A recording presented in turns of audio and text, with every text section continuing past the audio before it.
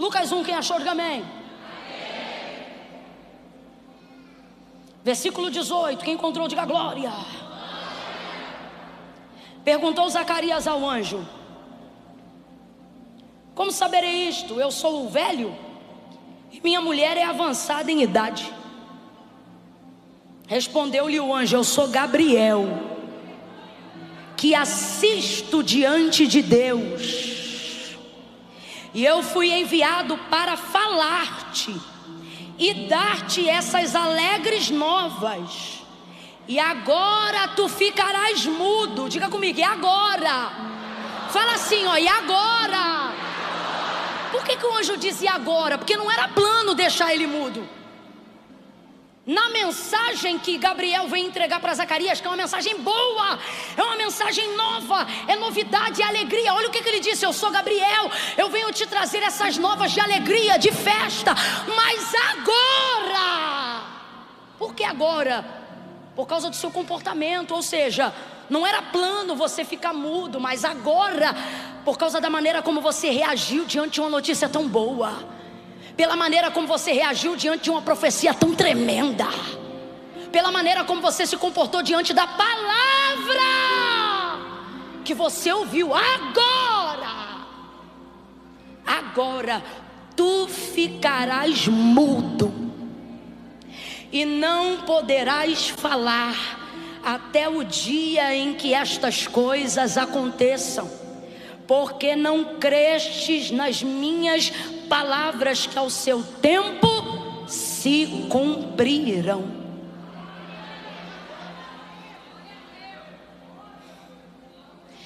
Eu quero declarar que tu vai ficar com a boca seca de dar glória, mas sem poder de fala, por incredulidade tu não fica.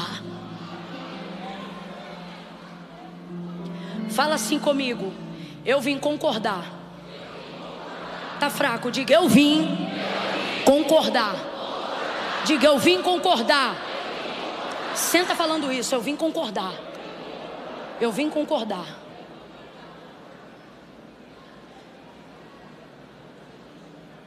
Jesus disse assim: aonde estiverem 2 ou 3 reunidos em meu nome, vou traduzir, aonde estiverem 2 ou 3 concordando comigo, eu vou manifestar minha presença no meio deles. Se tiver concordância, tem manifestação. Se tiver concordância, tem revelação. Ele sobe e de cima mantém a mesma aliança.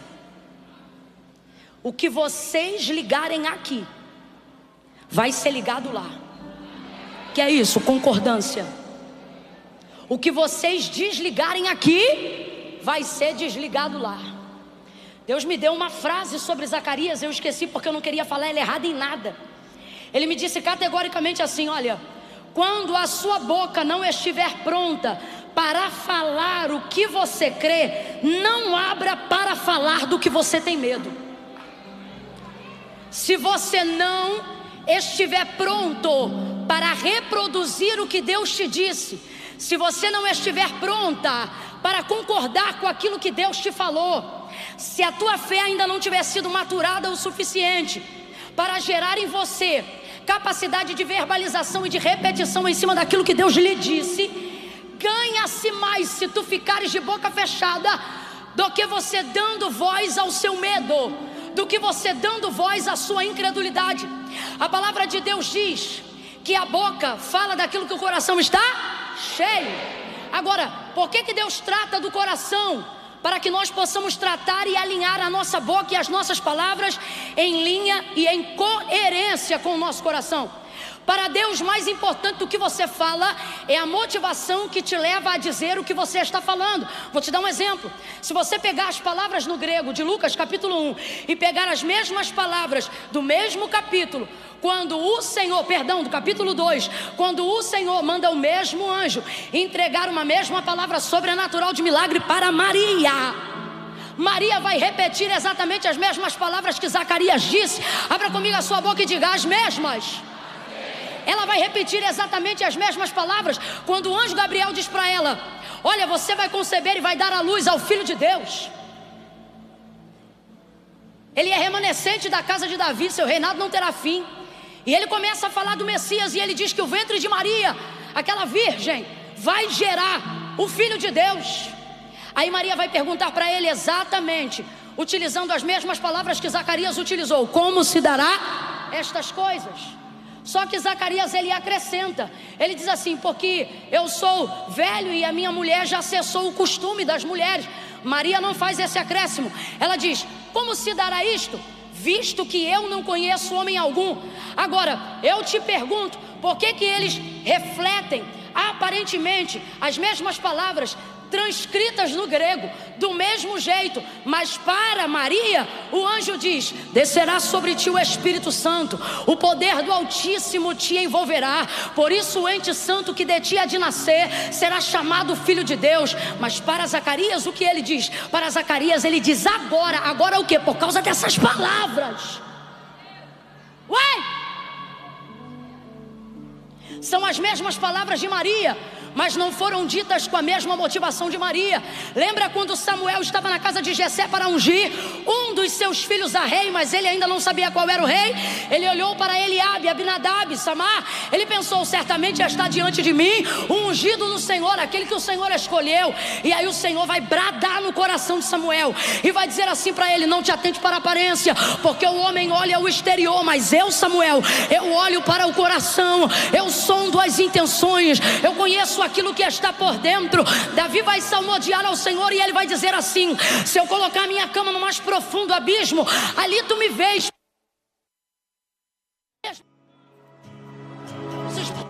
São exatamente a mesma coisa. E se eu subir até onde a alva, ou seja, a luz do sol é capaz de alcançar, ali tu também me vês e ali tu também estás. Porque, Senhor, tu me sondas e me conhece antes que a palavra venha em minha boca. Tu sabe o que está no meu coração. Deus está dizendo: quero ouvir palavras de concordância, desde que essas palavras estejam alinhadas com o seu coração. Agora precisamos nos preocuparmos com uma coisa. Que coisa, Camila? De que andamos enchendo o nosso coração? Enchemos o nosso coração daquilo que nós ouvimos. Completa para mim, para eu ter certeza que tu está acompanhando o raciocínio. Enchemos o nosso coração, a nossa mente, a nossa alma daquilo que ouvimos. Enchemos o nosso coração, a nossa mente e a nossa alma daquilo que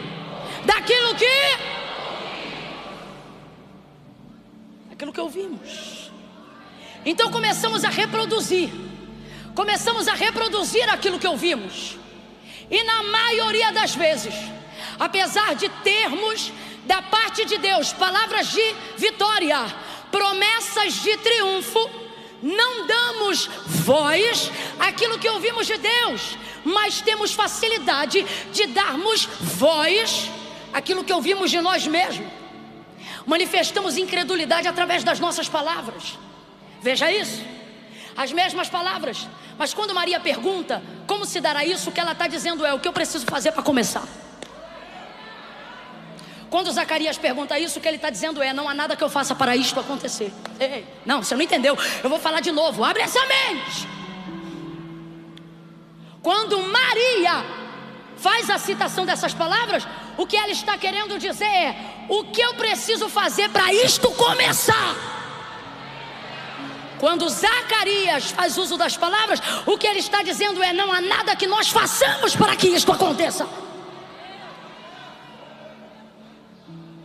Para ela, Espírito Santo. Para quê? Para encher mais ainda, para gerar mais ainda, para crescer mais ainda.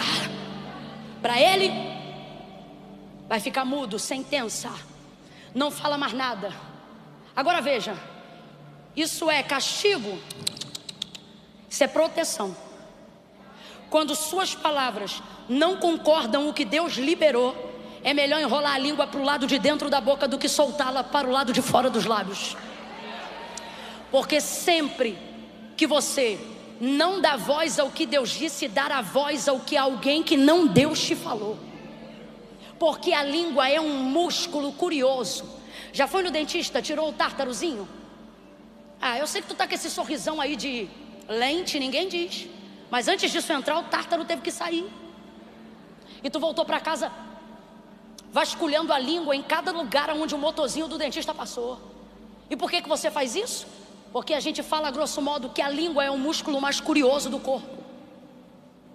Ela não consegue ficar calada dentro da boca, nem quando a boca está fechada. Ela se mexe o tempo todo. Por isso, a palavra de Deus diz pela boca de Tiago que ela tem o poder de ser inflamada pelo inferno, porque ela é mais apressada do que a capacidade de raciocínio. Membro curioso, se antecipa. Agora, aonde está o poder da vida? Na palavra. E aonde é manifestada a palavra? Através dos nossos lábios. Ezequiel capítulo de número 37, Deus vai entregar para Ezequiel a palavra. Vem comigo. Deus vai entregar para Ezequiel E ele diz assim, olha, no meio do vale de ossos que estavam cheios de ossos sequíssimos, ele diz assim, filho do homem, poderão viver esses ossos? Senhor Deus Jeová, tu sabes. Então profetiza, filho do homem. E aí Ezequiel não começa a profetizar. Deus começa a liberar a palavra. Só que ele não libera a palavra sobre o vale. Vem comigo, gente, redobra a atenção. Ele libera a palavra sobre Ezequiel. Deus não libera a palavra sobre o vale. Deus libera a palavra sobre... Agora eu te pergunto, teria a palavra de Deus mais poder na boca dele mesmo ou do que na boca de Ezequiel? Camila, não entendi. Vai entender. O texto diz que Deus vai para o meio do vale. Ou melhor, coloca Ezequiel lá. E ele não está presente em maneira onipotente ali, apenas onipresente, é uma visão. Aí ele diz assim, filho do homem, tu profetiza. E tu vai profetizar assim, ó.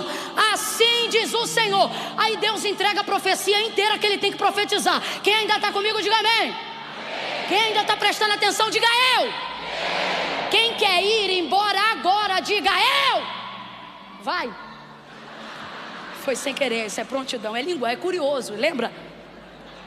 Eu tenho certeza que animada desse jeito não quer ir, só foi ela, tadinha. Não tem como. Então veja, Deus está liberando a palavra que é dele, vem comigo. Deus está liberando a palavra que é? A palavra que é de Deus, ela tem poder porque ela é Deus. João capítulo 1, no princípio era o verbo, palavra. O verbo estava com Deus e o verbo era Deus. Nele estava a vida e a vida era a luz dos homens. A luz resplandeceu nas trevas e as trevas não prevaleceram contra ela. Então veja, Jesus é a manifestação em carne do Deus vivo que já estava desde que o mundo existe. Aonde Jesus está em Gênesis 1, Camila? No haja. Ele é o verbo vivo. Depois, como diz João, vimos a sua glória, como a glória do unigênito do Pai, cheio de graça, justiça, verdade. Andamos com Ele, comemos com Ele, oramos com Ele. Vou traduzir: oramos com a palavra, deitamos com a palavra, buscamos com a palavra. A palavra estava viva em nós, nos nossos corações, nas nossas refeições, nos nossos quartos. A palavra. Agora, o que ele está dizendo na biografia de Jesus Cristo? Que Jesus é Deus e Deus é a palavra. Vai ouvindo. Então por que a palavra de Deus tem poder? Porque a palavra de Deus manifesta quem Ele é. Vem comigo. Por que a palavra de Deus tem poder? Porque a palavra de Deus manifesta quem Ele é. Você quer ver? A palavra de Deus é tão poderosa que não depende do recurso da fé. Quando ela é dita pelo próprio Deus, ela só depende do meu recurso para receber o que Deus disse. Ouça, mas não depende do recurso fé quando é Deus que fala. Quer ver? E disse Deus, haja luz. Quem disse amém? Quem disse eu concordo? Quem disse está ligado? Responda com inteligência. Houve manifestação de fé para ver manifestação de mundo? Deus precisou de fé para fazer sol? Fé para fazer lua? Só houve apenas manifestação de? Só que Deus é a palavra e a palavra é Deus. Então quando Ele libera a palavra, Ele não depende de nenhum outro recurso, porque a palavra de Deus é viva e é eficaz. Não, é pouco glória para muita palavra. E não estou falando isso porque estou pregando, está repreendido. Estou falando isso porque estou falando de Deus. Quando prega-se a palavra de Deus, fala-se de Deus. Quando canta-se a palavra de Deus, fala-se de Deus. Quando dá testemunho debaixo da palavra de Deus, é Deus aparecendo no meio do culto. Então toda vez que eu falar da palavra de Deus, trate de reagir ou saia, porque o que a palavra de Deus diz é: dai ao Senhor, ó filhos dos poderosos, dai ao Senhor a glória devida ao seu nome. adorai-o na beleza da sua santidade. Davi continua e ele diz: a voz do Senhor é poderosa, a voz do Senhor ouve-se sobre as águas, o Deus da glória troveja, a voz do Senhor está acima das muitas águas, a voz do Senhor faz tremer o deserto de Cádiz, a voz do Senhor separa as labaredas de fogo, a voz do Senhor desnuda as brenhas, e no seu templo cada um diz glória. Sabe o que Davi está dizendo? Quando Deus fala, a congregação não só pensa, ela reage dizendo glória, ela reage reconhecendo a glória dele, porque ele e a palavra de Deus são uma coisa só. Volta, volta, volta. Ei, Miguel, tu veio. Fica comigo. Volta para Ezequiel. A palavra de Deus está sendo falada, mas repara no texto, repara na visão. Tomou-me pela mão, me levou para o meio de um vale que estava cheio de ossos. Os ossos estavam sequíssimos. O texto diz assim: me deixou lá. E me deixou? E me deixou? Então Ezequiel não está sentindo ali a presença de Deus, porque Deus não está na sua onipotência ali, ele só está ali na figura da visão onipresente. Ouço a sua voz, mas não sinto suas mãos. Ouço sua voz, mas não ouço os seus pés. Ouço sua voz, mas não vejo nada que me aponte a realidade de que Deus esteja aqui. Preciso de alguma coisa para crer que Deus esteja? Não, porque pode ter mão, pode ter pé, pode ter tudo. O que mais evidencia Deus não é figura. Por isso o nosso Deus é invisível, porque a maior característica de Deus... Alguém está me ouvindo aqui? Alguém luta para saber onde está o santo sudário no desenvolvimento da crença de onde Jesus demonstrou a marca do seu rosto. Outros lutam para discutirem como seria a imagem do Cristo que caminhou entre os homens. A igreja evangélica protestante segue incondicional, triunfando sobre a palavra dita a Pedro, triunfando sobre a palavra dita a Filadélfia, tendo pouca força.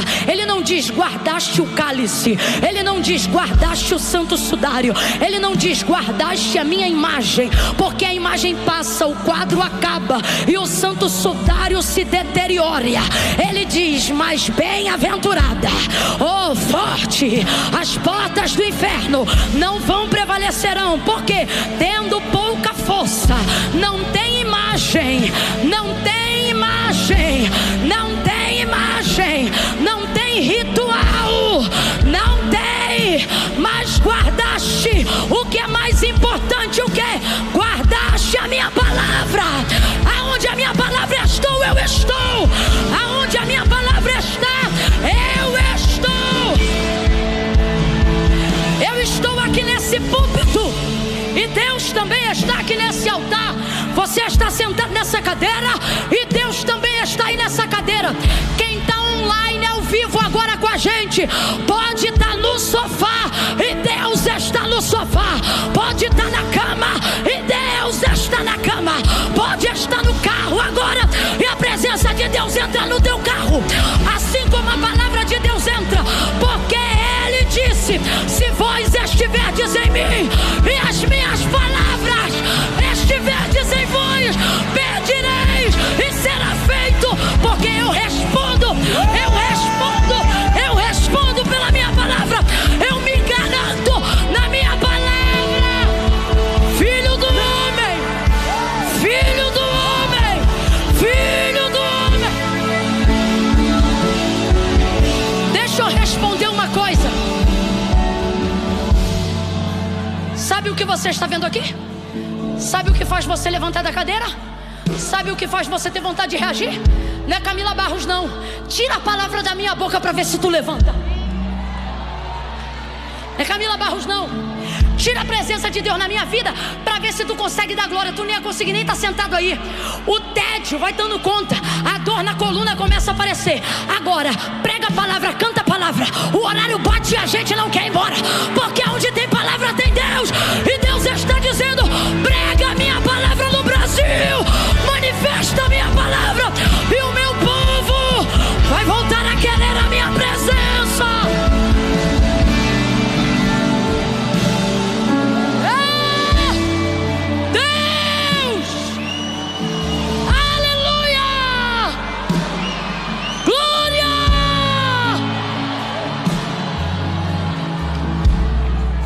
Mas veja, vou perguntar de novo. Seria porventura, presta atenção, seria porventura a palavra de Deus mais poderosa na boca de Ezequiel do que na boca do próprio Deus? Para pensar, vem na emoção não. Eu acabei de te dizer que na minha boca depende de fé, mas na boca de Deus não depende de nada. Gênesis é a prova disso. Deus deixa ele lá, porque se a palavra dele se manifesta onde ele está, não precisava Ezequiel profetizar. Quando ele dissesse assim, ó, filho do homem, imagina agora Deus na visão do vale, na onipotência, num anjo, numa maneira que aponte que a presença pessoal dele está ali. Imagine. Aí Ezequiel falando assim, tu sabes. Aí ele diz assim, imagina, ele não está lá dessa maneira. Eu quero que você, para depois não sair pregando coisa que eu não falei. Presta atenção, isso não está acontecendo. Me tomou, me levou pela mão e me deixou lá. Agora imagine que ao invés de deixá-lo lá, Deus fica ali na pessoa de um anjo. Quando ele pergunta ou demonstra, o que eu falo para isso acontecer? Imagine que Deus começasse a reproduzir essas palavras e dissesse assim, profetiza assim, filho do homem, vento dos quatro cantos. Enquanto Deus dissesse assim, ó, vento dos quatro cantos, o que ia acontecer? O vento ia soprar na hora, irmão, dos quatro cantos, soprava até de 5. Filho do homem, profetiza assim, ossos secos, ouçam a palavra do Senhor. Rapaz, quando Deus falasse isso no ambiente do vale, não ia precisar Ezequiel dizer nada, minha gente, porque a palavra sendo liberada onde Deus está, não depende mais nada para acontecer. Quem está entendendo, diga amém. Agora volta comigo, me tomou pela mão, me levou e me deixou lá. Filho do homem, ele está fora do vale e botou o homem no dentro do vale. Filho do homem, poderão viver esses ossos? Senhor, tu sabes.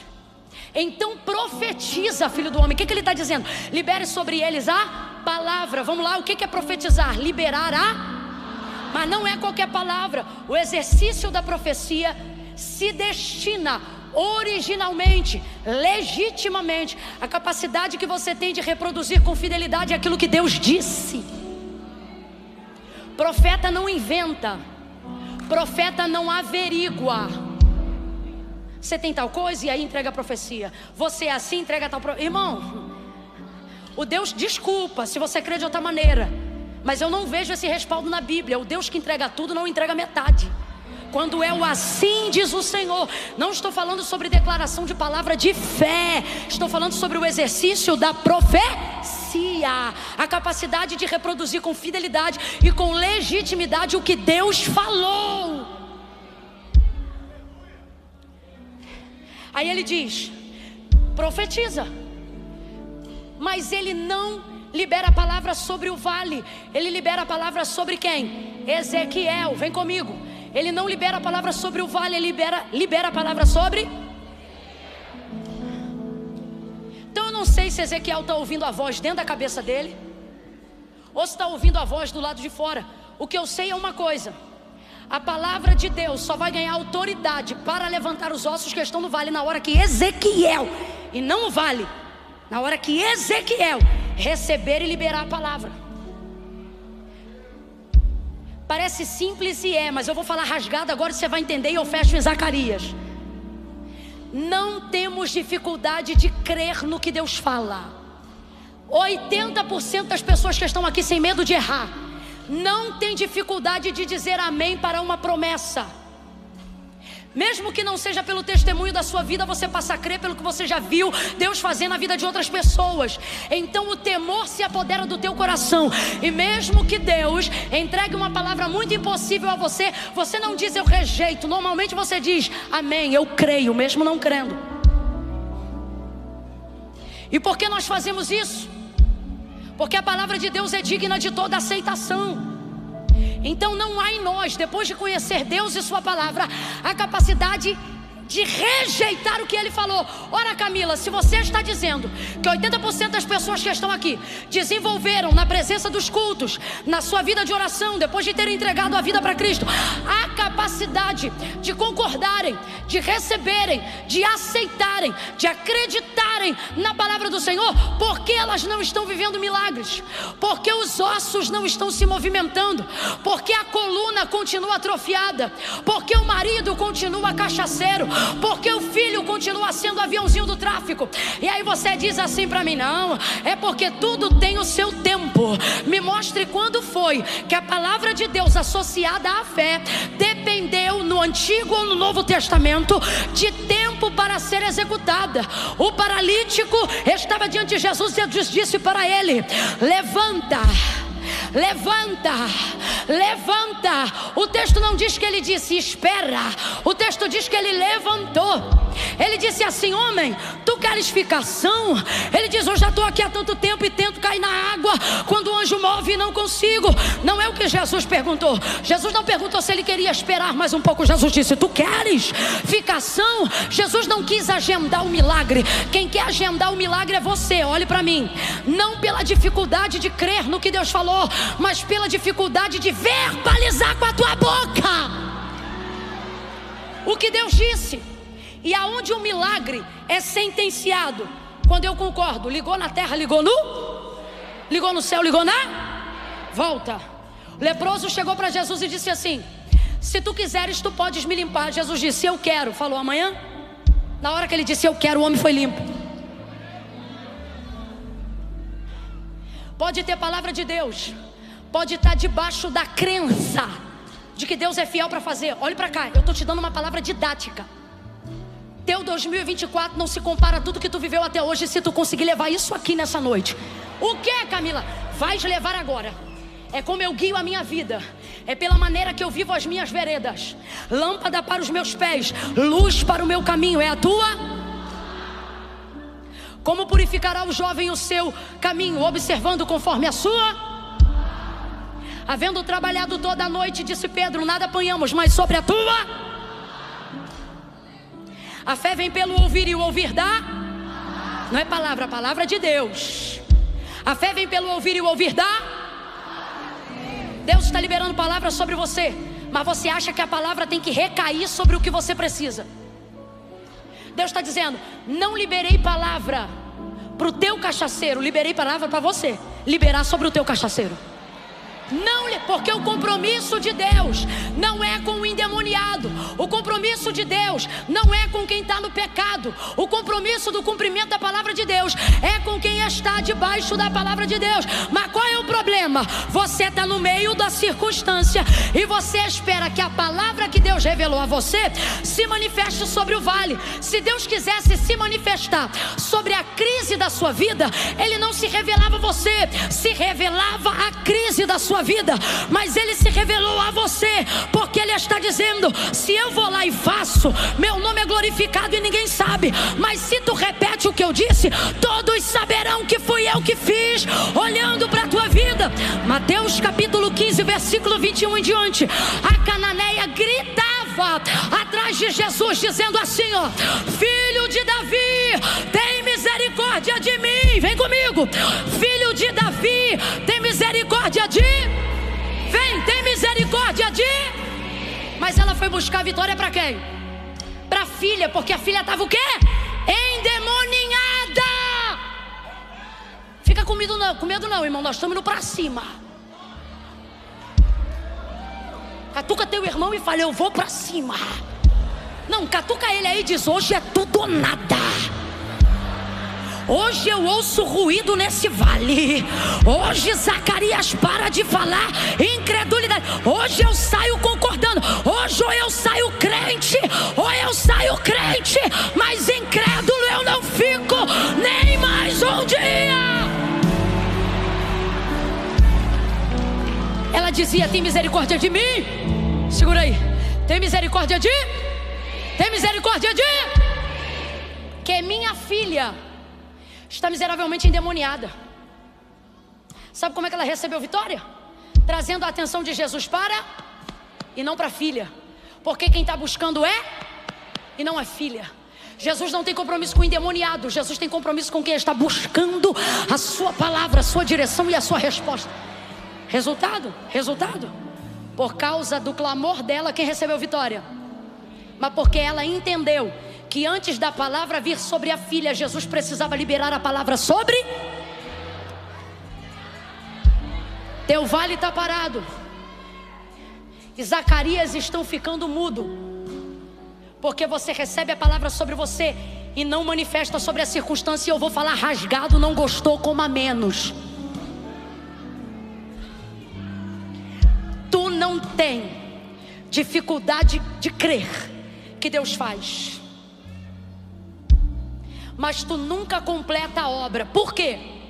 Você quer que a palavra de Deus recaia sobre a sua circunstância. E Deus está dizendo: não escolhi tua circunstância, escolhi.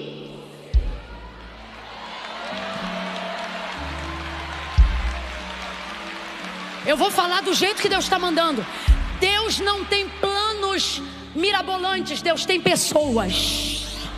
Não, você não entendeu, eu vou falar de novo. Você diz assim: Deus me dá um plano, e Deus está dizendo: me dá uma pessoa. Você diz: Deus me dá um plano, e Deus está dizendo: me dá uma pessoa.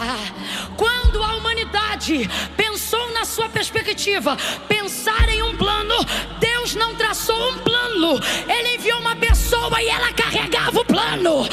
Pessoas carregam planos, mas planos não carregarão pessoas. O que Deus está dizendo é: me dê uma pessoa e eu te darei um plano.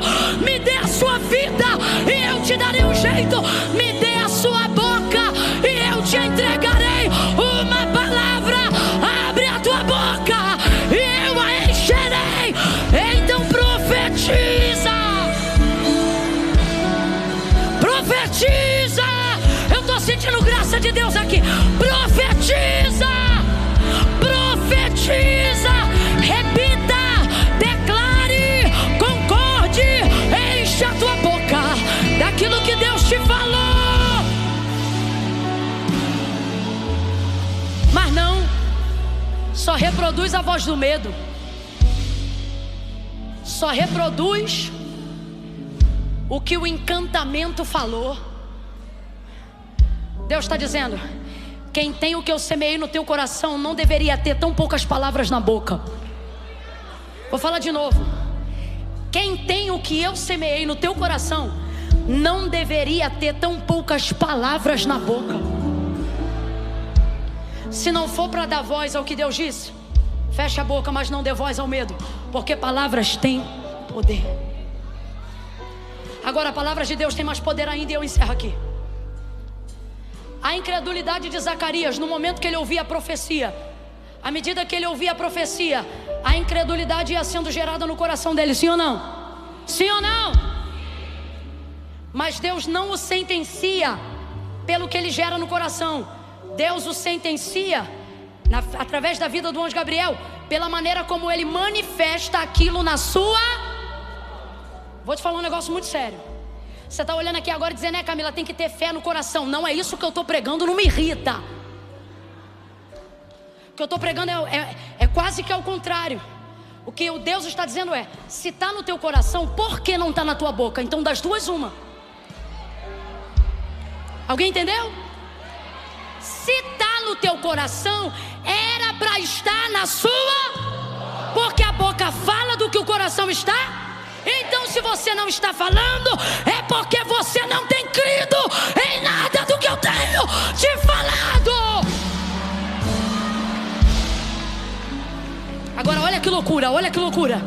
A palavra de Deus tem tanto poder, tanto poder, tanto poder, que se não tiver no coração, mas se só de teimosia tiver na boca, o que entrar pela boca